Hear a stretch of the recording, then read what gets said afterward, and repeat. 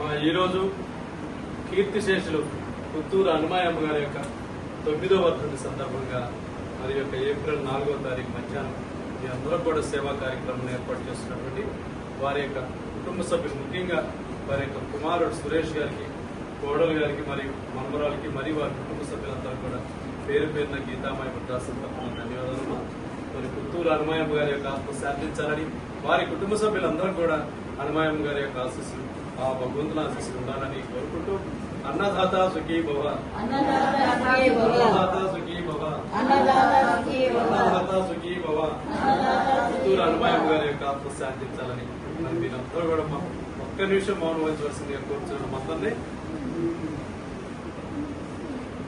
మరొక్కసారి హనుమాయమ్మ గారికి శ్రద్ధాంజలి ఘటిస్తూ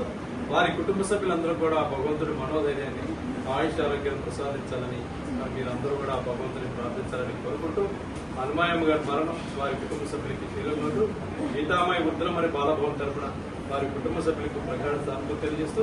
మరి ఈ రోజు యొక్క సేవా కార్యక్రమాన్ని ఏర్పాటు చేసినటువంటి హనుమాయమ్మ గారి యొక్క కుటుంబ సభ్యులందరూ కూడా ఆ భగవంతుడు మనోధైర్యాన్ని, ఆయుష్ ఆరోగ్యాన్ని ప్రసాదించాలని మరి మీరందరూ కూడా ప్రతిరోజు ఆ భగవంతుని ప్రార్థించాలని కోరుకుంటూ ఈ రోజు యొక్క సేవా కార్యక్రమాన్ని ఏర్పాటు చేసినటువంటి వారి కుటుంబ సభ్యులు మరొకసారి గీతామాయ వృద్ధాశ్రమం తరఫున ధన్యవాదాలు తెలియజేస్తున్నాం.